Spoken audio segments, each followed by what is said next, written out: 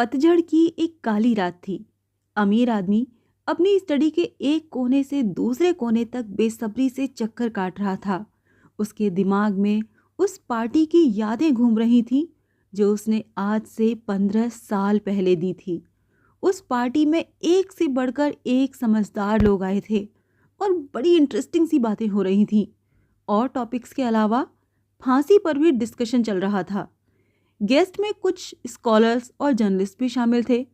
Party में मौजूद ज़्यादातर लोगों ने फांसी को डिसअप्रूव किया था, क्योंकि कई सारे लोगों को लगता था कि फांसी सज़ा देने का एक बहुत ही पुराना तरीका हो गया है, जो कि क्रिश्चियन स्टेट में अनफिट है और इमोरल है।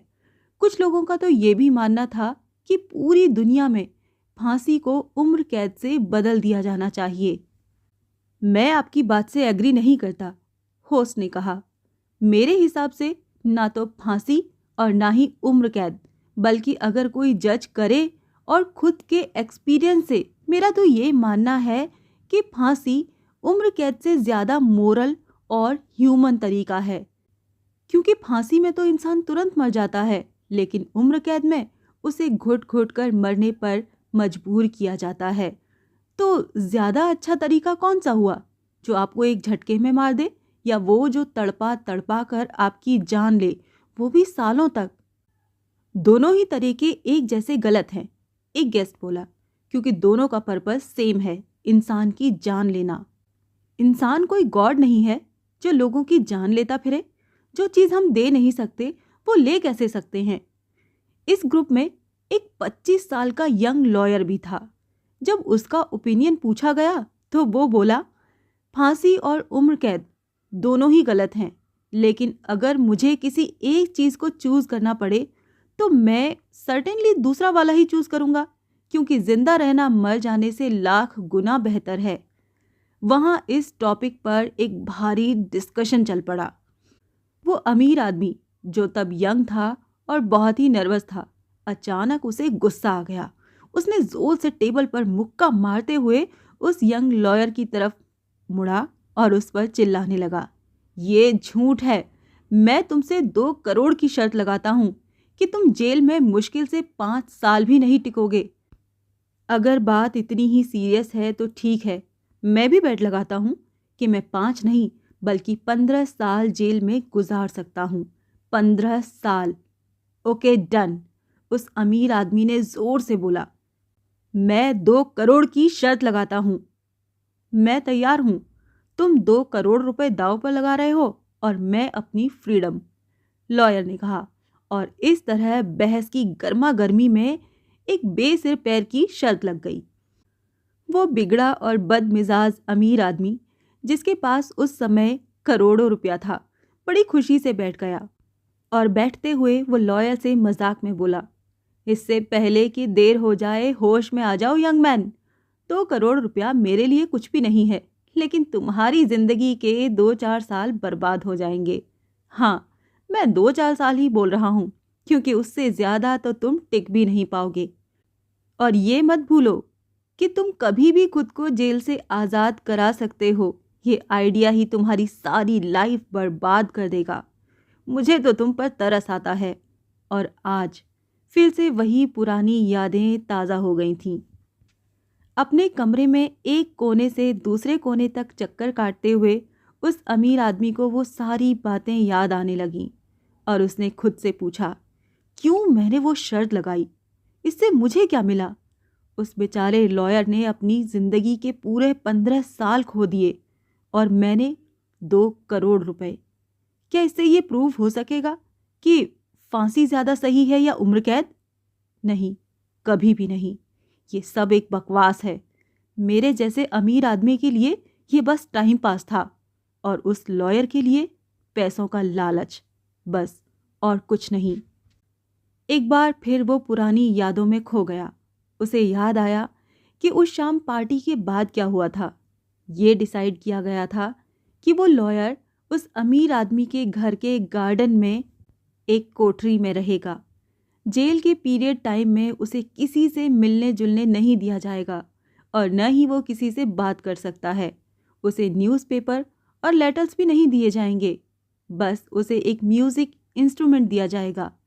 बुक्स पढ़ने, लेटर लिखने, वाइन पीने, स्मोक करने की परमिशन मिलेगी और एग्रीमेंट के हिसाब से उसे सिर्फ साइलेंट कम्युनिकेशन यानी सिर्फ इशारों में ही बात करनी होगी और उसकी कोठरी में एक छोटी सी विंडो बनाई गई ताकि वो बाहर की दुनिया देख सके और उसे जो भी ज़रूरत की चीज़ उसे चाहिए हो, जैसे किताबें, म्यूज़िक, वाइन, वो सब इस विंडो के थ्रू नोट भेजकर मंगा सकता था और एग्रीमेंट के हिसाब से उसके हर मिनट की डिटेल्स रखी जाएगी ताकि उस पर कड़ी नज़र रखी जा सके। और उस लॉयर को नवंबर 14 नवंबर 1870 को ठीक 12 बजे से लेकर 14 नवंबर 1885 12 बजे तक जेल में बंद रहना था और इस शर्त में ये भी कंडीशन थी कि अगर वो इस टाइम पीरियड में कैद से सिर्फ 2 मिनट पहले भी बाहर निकला तो वो अमीर आदमी उसे 2 करोड़ रुपए नहीं देगा। उस लॉयर की देखरेख से पता चलता था कि पहले साल में उसे बहुत ज़्यादा बोरियत और अकेलापन फील हुआ। उसकी कोठरी से रात दिन पियानो की आवाज़ें आती थीं और उसने वाइन और तंबाकू भी नहीं ली थी। उसने लिखा था, वाइन डिज़ायर्स जगाती है और डिज़ायर्स एक कैदी की सबसे बड़ी दुश्मन है और सबसे बड़ी बात है कि अकेले बैठकर बढ़िया वाइन पीना बहुत बोरिंग लगता है और तंबाकू की बदबू पूरे कमरे में फैल जाती है। पहले साल में लॉयर को पढ़ने के लिए हल्की फुल्की बुक्स प्रोवाइड की गईं, जैसे love stories, crime, fantasies, comedy. Second year में पियानो का साउंड आना कम हो गया और लॉयर पढ़ने के लिए सिर्फ क्लासिकल बुक्स ही मांगता था। फिर 5th ईयर में म्यूज़िक फिर से चालू हो गया और कैदी वाइन की भी डिमांड करने लगा था।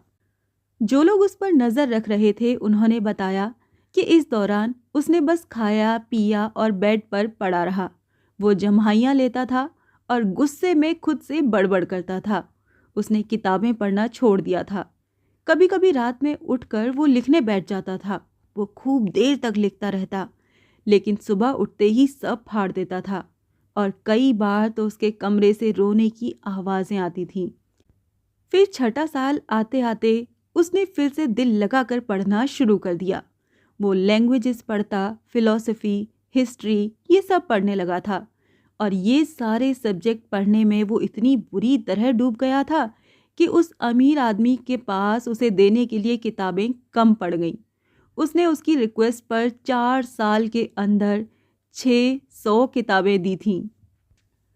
अभी उसका ये दौर चल ही रहा था कि उस अमीर आदमी को उस प्रिजनर ने एक लेटर लिखा जिसमें लिखा था, मेरे प्यारे जेलर, मैं ये लेटर 6 लैंग्वेज में लिख रहा हूँ।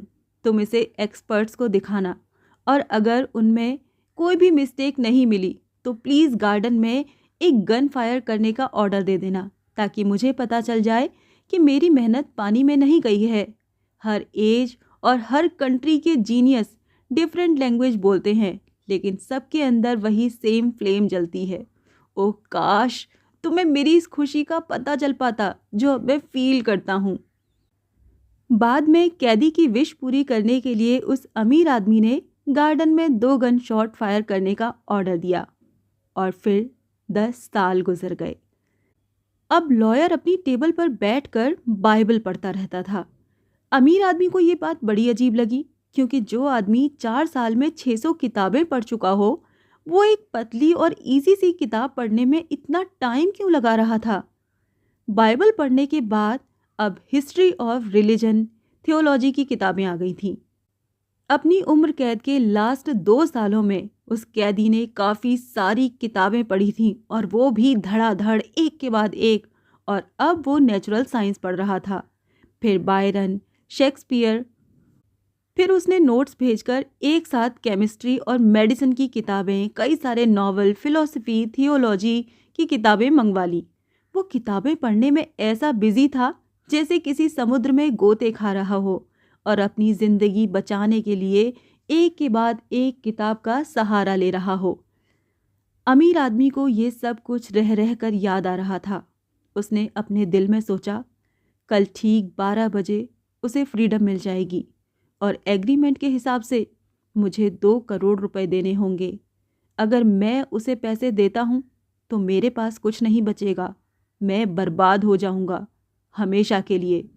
15 साल पहले दूसरी बात थी, तब उसके पास बहुत पैसा था, लेकिन आज वो खुद से पूछने से डरता है कि उसके पास पैसा ज़्यादा है या कर्ज। ये मनहूस शर्त वो अमीर आदमी खुद से बड़बड़ाया। दुखी होकर उसने अपना सिर पकड़ लिया। ये आदमी मर क्यों नहीं गया जेल में? वो तो अभी सिर्फ 40 साल का है। अब ये मेरा बचा कुचा पैसा भी हड़प जाएगा, शादी करेगा और लाइफ एंजॉय करेगा। और मैं एक भिखारी की तरह देखता रहूंगा, चिढ़ता रहूंगा। और ये इंसान हर रोज मुझे एक ही बात सुनाएगा, आपकी वजह से मुझे लाइफ की हर खुशी मिली है, इसीलिए अब मेरी बारी है, बताइए आपको क्या मदद चाहिए? नहीं, ऐसा नहीं हो सकता, बहुत हो गया। अब बस एक रास्ता बचा है, और वो ये है कि इस आदमी को मरना होगा। तभी घड़ी की आवाज़ आई। 3 बज चुके थे। घर में सब गहरी नींद सो रहे थे। चारों तरफ खामोशी थी। खिड़की के बाहर पेड़ों की साएं साएं की आवाज़ें आ रही थीं। बड़ी खामोशी से उसने अपनी अलमारी से उस दरवाजे की चाबी निकाली जो 15 सालों से बंद था। उसने चाबी अपनी ओवरकोट की पॉकेट में रखी और घर से बाहर निकल गया। बाहर बारिश हो रही थी। पूरा गार्डन अंधेरे में डूबा हुआ था। बर्फ जैसी ठंडी हवा, साएं साएं करते पेड़ हिल रहे थे। उस काली रात में उसे न तो ग्राउंड दिख रहा था और न ही वो कोठरी। वो बड़ी मुश्किल से चलकर गार्डन के पास पहुंचा और वॉचमैन को 2 बार आवाज़ दी, लेकिन उसे कोई जवाब न मिला। मौसम इतना खराब था कि शायद वॉचमैन भी कहीं जाकर सो गया होगा। अगर मैंने उस आदमी को मार दिया तो पहला शक वॉचमैन पर ही जाएगा, उस अमीर आदमी ने सोचा। वो अंधेरे में सीढ़ियों को पकड़कर अपना रास्ता टटोलता हुआ कोठरी के दरवाजे तक पहुंचा। अपनी जेब से माचिस निकाली और जलाकर देखा। चारों ओर सुनसान था। वहां बगैर किसी चादर के एक बेड पड़ा था। एक अंधेरे कोने में एक स्टोव रखा था। कैदी के रूम में खुलने वाले डोर में सील लगी हुई थी। उस अमीर आदमी के हाथ की माचिस अब बुझ चुकी थी। टेंशन से कांपते हुए उसने छोटी सी विंडो से अंदर झांक कर देखा। कैदी के कमरे में एक मोमबत्ती की फेड सी लाइट फैली थी, जबकि वो खुद एक टेबल पर बैठा था। बस उसकी बैक, सर के बाल और हाथ दिख रहे थे। रूम में बस एक कारपेट, एक टेबल और 2 चेयर्स थीं और कुछ खुली हुई किताबें इधर उधर फैली पड़ी थीं। उस अमीर आदमी ने उसे 5 मिनट तक एकटक देखा, लेकिन वो कैदी अपनी पोजीशन से एक बार भी नहीं हिला। 15 साल की उम्र कैद ने उसे एक जगह चुपचाप बैठना सिखा दिया था। अमीर आदमी ने फिंगर से विंडो पर ठक ठक किया, लेकिन कैदी ने फिर भी पीछे पलटकर नहीं देखा।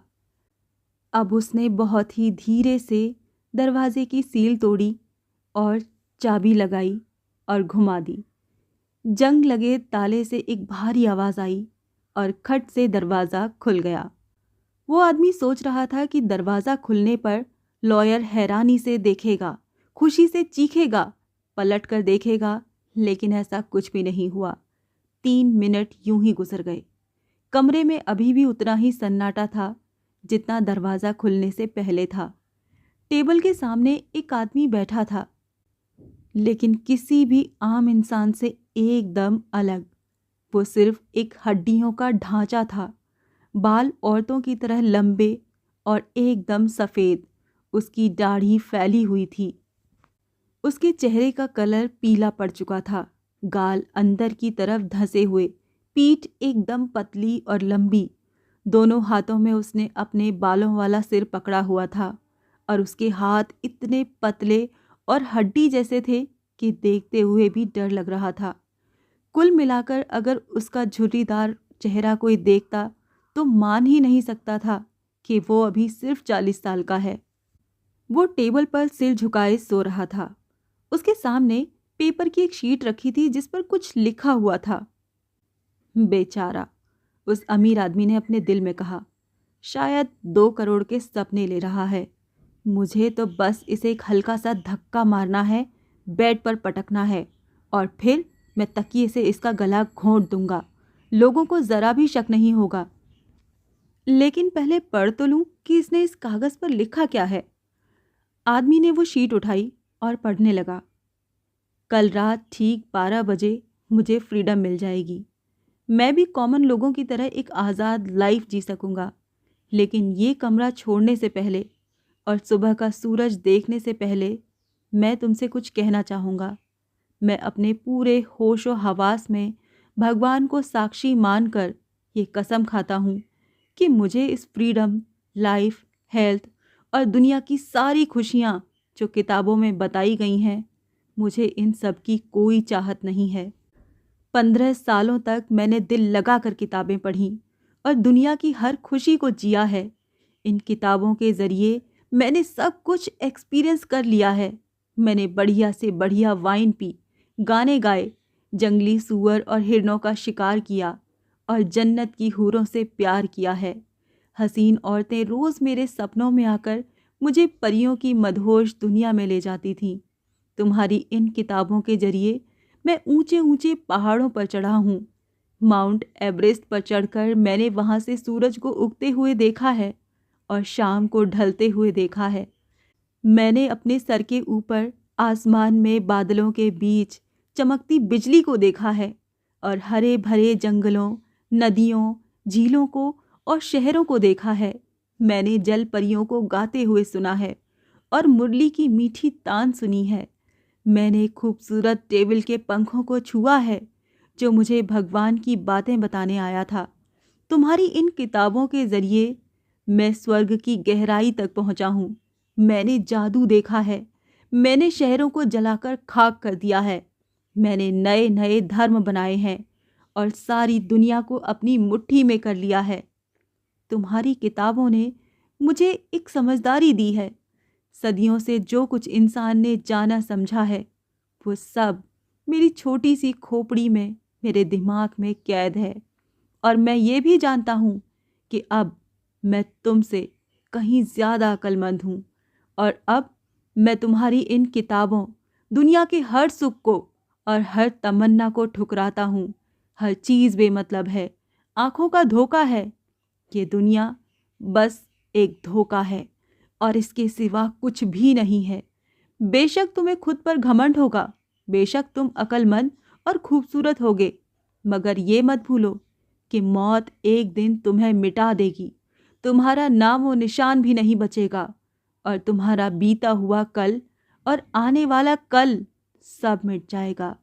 तुम्हारी सारी अक्ल, अकड़, एक दिन सब कुछ मिट्टी में मिल जाएगी। तुम पागल हो जो तुमने एक गलत रास्ता पकड़ा है। तुमने झूठ को हमेशा सच समझा है और बदसूरती को खूबसूरती समझ लिया। जैसे जैसे तुम हैरत में पड़ जाओगे अगर कभी अचानक पेड़ों पर सेब और संतरों के बदले छिपकलियां या मेंढक उगाएं और गुलाबों से घोड़े के पसीने की बदबू आने लगे। ठीक ऐसे ही मैं भी तुम्हें देखकर हैरान हूं कि तुमने स्वर्ग के बदले इस धरती को चुना। तुम जैसे हो, जो भी हो, मैं तुम्हें जानना नहीं चाहता। इसीलिए आज मैं तुमको दिखा देना चाहता हूँ कि जिस चीज़ के पीछे तुम मरते हो, मुझे उसकी ज़रा भी परवाह नहीं है। मैं उन 2 करोड़ रुपयों पर लात मारता हूँ जो कभी मुझे स्वर्ग का सपना दिखाते थे। मुझे इस पैसे से नफरत है। इस पर मेरा जो भी हक बनता था, आज मैं उसे खुद ही छोड़ रहा हूँ और मैं अपने टाइम से 5 मिनट पहले बाहर निकल जाऊंगा, जिससे कि ये एग्रीमेंट अपने आप टूट जाए। उस आदमी ने ये सब पढ़ा और वो पेपर वापस वहीं टेबल पर रख दिया। उसने कैदी के माथे पर एक किस किया और रोने लगा। फिर वो उस कोठरी से बाहर निकल आया। उसे लाइफ में बहुत बड़े बड़े लॉस हुए थे, लेकिन उसने खुद को कभी भी इतना हारा हुआ फील नहीं किया था जितना वो आज कर रहा था। घर आकर वो अपने बेड पर लेट गया, मगर बेशुमार दर्द और आंसुओं ने उसे सोने नहीं दिया। अगली सुबह चौकीदार भागता हुआ उसके पास आया और बताया कि उसने कैदी को विंडो के रास्ते गार्डन में जाते हुए देखा था। वो गेट तक पहुंचा और वहां से न जाने कहां गायब हो गया। चौकीदार के साथ वो तुरंत कोठरी तक पहुंचा तो उसने देखा कि कैदी के भागने की खबर एकदम सच थी। बेकार की अफवाहों से बचने के लिए उसने चुपके से वो पेपर टेबल से उठा लिया और वापस आकर अपने सेफ के लॉकर में बंद कर दिया, हमेशा के लिए।